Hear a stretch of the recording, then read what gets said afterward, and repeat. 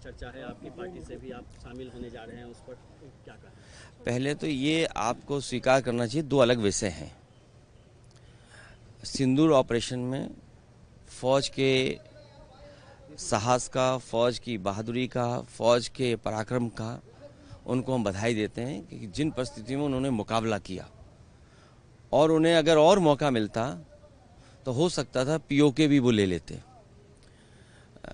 जहाँ तक पहलगांव का सवाल है, जब चर्चा पहलगांव पर होगी, उससे पहले भी एक घटना हुई है, आखिरकार उसकी भी जानकारी अभी जनता को नहीं मिली है। और आप तो जागरूक लोग हैं, पहलगांव में क्या हुआ और उससे पहले जो हमारे जवान शहीद हुए थे उसकी भी जानकारी और सच्चाई अभी तक नहीं मिली है। तो आखिरकार आतंकवाद और आतंकवादी घटनाएं बार बार क्यों हो रही बीजेपी की सरकार में, सवाल तो यही है।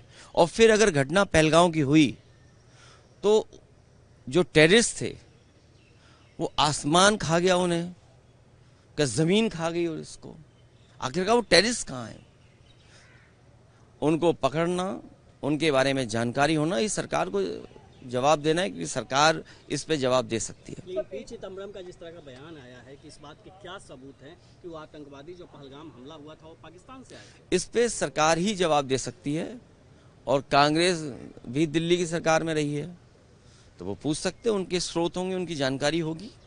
और एक सवाल सर, उत्तर प्रदेश से, उत्तर प्रदेश के जो मुख्यमंत्री हैं, सबसे ज्यादा दिनों तक मुख्यमंत्री रहने का उन्होंने रिकॉर्ड कायम किया है। ये कोई रिकॉर्ड होता है?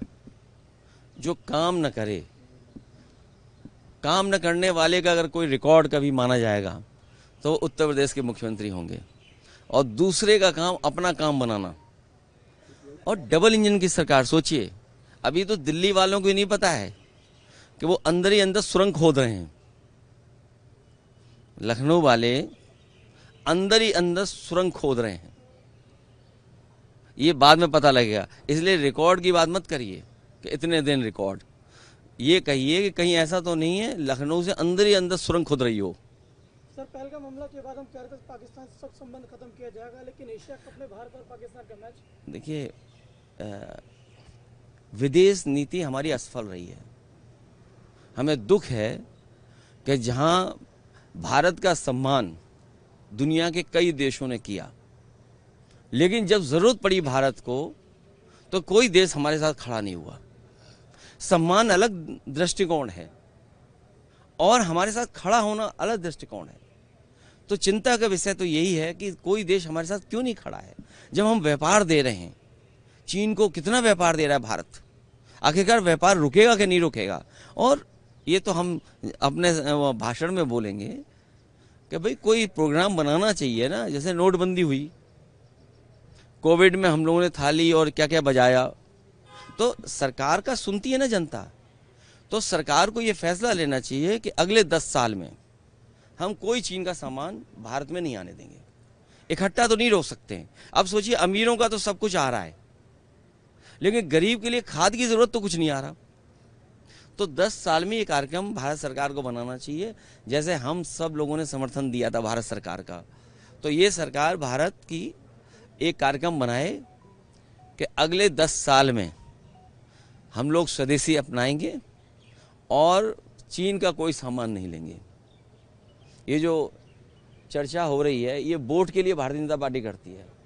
पाकिस्तान से ज़्यादा इसलिए करती है क्योंकि उसे वोट भी चाहिए, लेकिन असली खतरा चीन से है। ये आप जितने लोग खड़े हो, जागरूक लोग, दिल्ली वालों, सब जानते हो खतरा चीन से है। पाकिस्तान से तो है ही, लेकिन पाकिस्तान से ज़्यादा हमें चीन से खतरा है। इसलिए भारत सरकार एक कार्यक्रम बनाए, 10 साल में कोई भी चीन का सामान हम लोग नहीं लेंगे। आखिरी सवाल सर, कि आरएसएस प्रमुख ने कहा है कि देश का नाम ट्रांसलेट नहीं होना चाहिए, भारत का भारत में रहना चाहिए। नहीं, हिंदुस्तान भी अच्छा नाम है, हिंदुस्तान बहुत अच्छा नाम है, हिंदुस्तान के नाम में कोई कमी नहीं है। और भारत भी होना चाहिए, इंडिया भी होना चाहिए। इंडिया के साथ कौन था? हम लोग तो भारत के साथ थे, हिंदुस्तान के साथ थे। इंडिया के साथ कौन था? ये जो कहते हैं ना नवाजवादी, सुना होगा आपने कभी कभी, हमारे लिए नवाजवादी कहते हैं। दिल्ली में भी कहा, यहाँ एक कोई सांसद है हमारे नवाजवादी कह रहे हैं। आपको उनको पता नहीं है, बीजेपी में नए आए होंगे हो सकता, या बीजेपी का इतिहास नहीं पढ़ा होगा उन्होंने। बीजेपी के जो सबसे पहले राष्ट्रीय अध्यक्ष बने, उनके प्रस्तावक 5 बार के नवाजी थे, और जब अधिवेशन हुआ उसका खर्चा भी कुछ लोगों ने उठाया था। ये विषय आप पर है, आप लोग रिसर्च करके सच जरूर जनता को बताना। सर, एक मौलाना ने सवाल ही उठा दिया था कि जिस तरीके से पहनावे को लेकर से वहाँ पर गए थे मस्जिद को लेकर, क्या पहन के आए लोकसभा में, बताओ? वही पहन के आया करेंगे? नहीं, लोकसभा में क्या पहन के आए बताओ? जो लोकसभा में पहन के आएंगे वही हमारी हर जगह ड्रेस होगी। अब नहीं अलग नहीं।